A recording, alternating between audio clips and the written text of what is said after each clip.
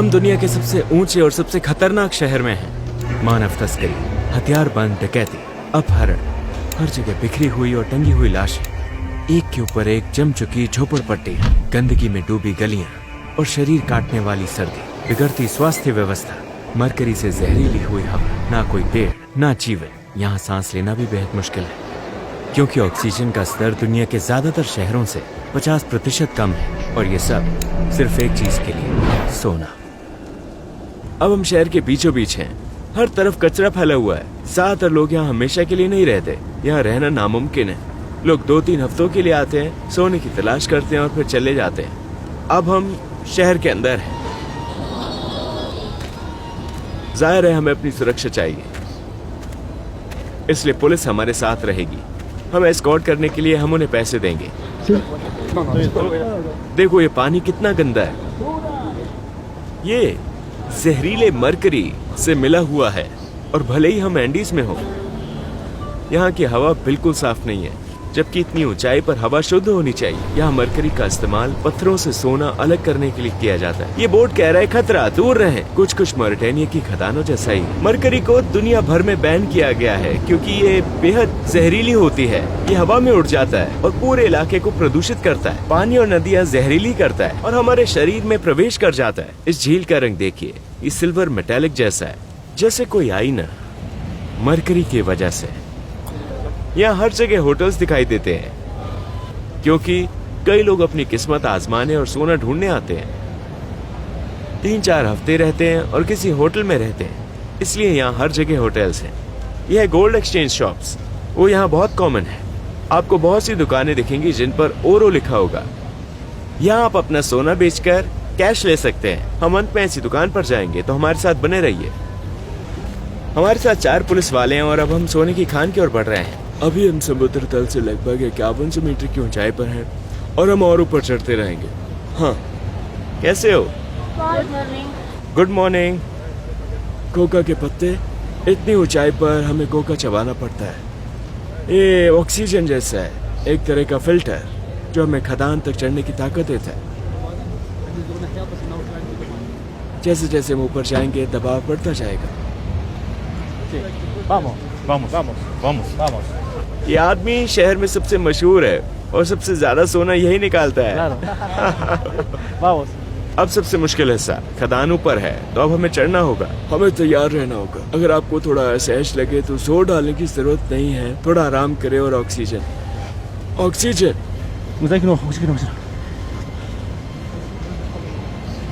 मुझे पानी चाहिए।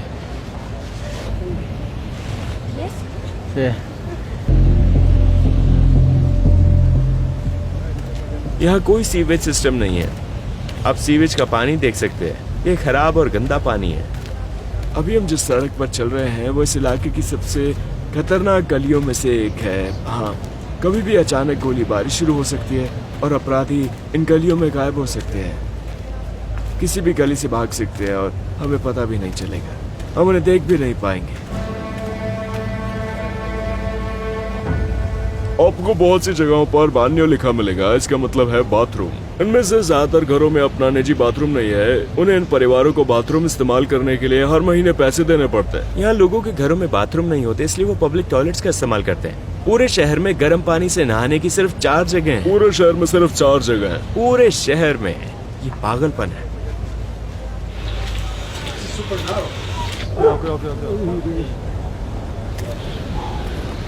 मेरा ब्लड ऑक्सीजन लेवल 73% है, यानी अब मैं डेंजर जोन में हूँ। कभी कभी इन्हें अंदर डेड बॉडीज मिलती हैं, लेकिन इन्हें कोई फर्क नहीं पड़ता। वो अपनी जिंदगी जीते रहते हैं। और अंदर मत जाना जो। उन्होंने कहा कि अंदर कजन्स गैंग है और वो खतरनाक हो सकते हैं। वो हमें गोली मार सकते हैं। हम यहीं तक जा सकते हैं। कहा गया है कि अंदर जाना मना है। अगर गए तो गोली मारी जा सकती है। उन्होंने किसी को मार डाला था और उसके कपड़े यहीं छोड़ दिए ताकि लोग समझ जाएं कि अंदर जाना मना है। हर खदान का एक मालिक होता है, इसलिए किसी भी खदान में बिना मालिक की इजाजत के नहीं जा सकते, वरना यह माना जाता है कि आप उसके सोने पर अतिक्रमण कर रहे हैं। बिजली कड़क रही है और अब बर्फ गिरने लगी है। ये वो पत्थर हैं जिनमें सोना होता है। जो ये सब असली है। असली माइनर्स ऐसे ही काम करते हैं। वो अपने शरीर की ताकत से एक्स्ट्रा पावर हासिल करते हैं। Eso, dale. Vamos allá, vamos. Eso, vamos. Coca की पत्तियां ये मुझे ताकत देंगी, है ना? अब से ये लोग आपके सहकर्मी होंगे। आप पहले फॉरेनर हैं जो ला रिंकोनाडा में काम कर रहे हैं। Thank you. Vamos. Así, así. Vamos. Allá, para allá. Dale. ये बहुत मेहनत वाला काम है दोस्त, सच में मेहनत है। हमारा एक माइनर दोस्त हमें अपनी खदान में ले जा रहे हैं। अब मामला सीरियस हो रहा है। अब हम वाकई अंदर जा रहे हैं। ये पागलपन है।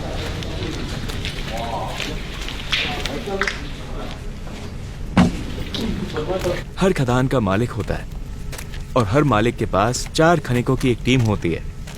जब ये 4 लोग सोना निकालते हैं तो उसका 50% उन्हें मिलता है और 50% मालिक को। ये लोग एक हफ्ते में करीब 50 ग्राम सोना निकालते हैं। ये हफ्ते में करीब $3000 कमाते हैं।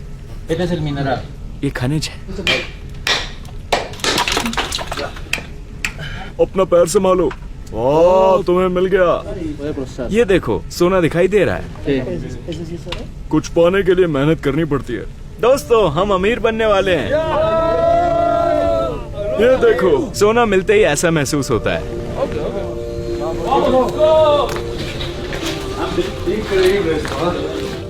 ये है ला रिंकोनाडा के सभी माइनर्स के बॉस।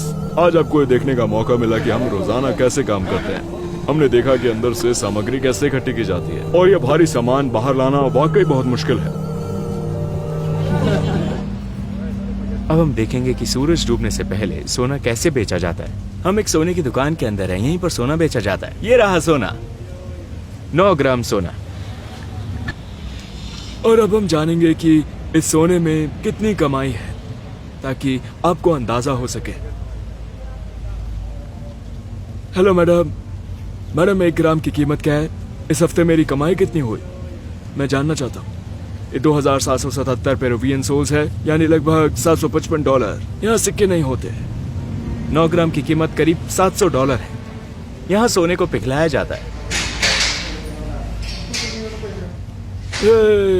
अब हम परिवार के साथ समय बिताने जा रहे हैं। चलो चलते हैं। माइनर होना आसान नहीं है, हम इसी के लिए मेहनत करते हैं।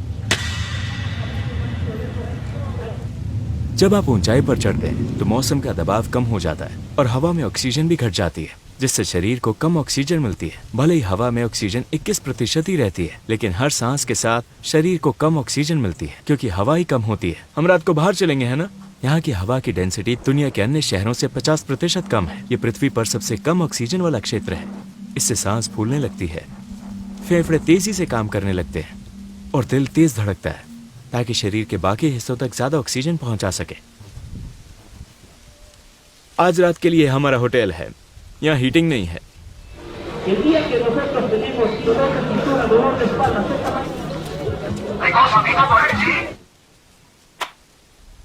जैसे जैसे रात होती है, शहर का चेहरा बदल जाता है। रात हो चुकी है।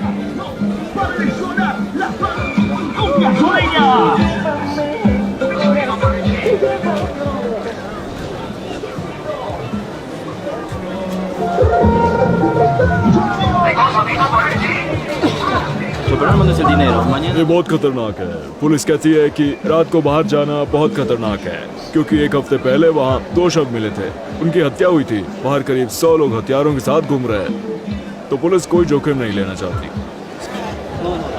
ये डरावना है। वहाँ 100 से ज्यादा हथियारबंद लोग छिपे हुए हैं।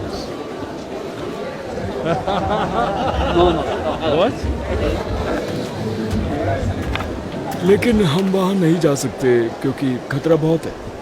कैमरे से रिकॉर्ड किए जाने पर लोग आक्रामक हो जाते हैं। उन्हें फिल्माया जाना पसंद नहीं। यहाँ नाबालिग लड़कियों की तस्करी खूब फल फूल रही है। उन्हें अच्छी नौकरी का वादा करके पेरू और बोलीविया के अन्य शहरों से यहाँ लाया जाता है।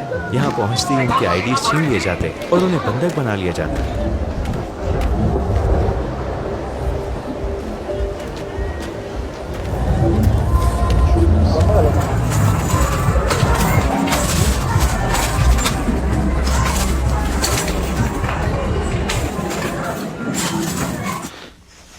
अब मैं सोने जा रहा हूँ। बहुत ठंड है, जमने जैसी ठंड है, कपा देने वाली ठंड।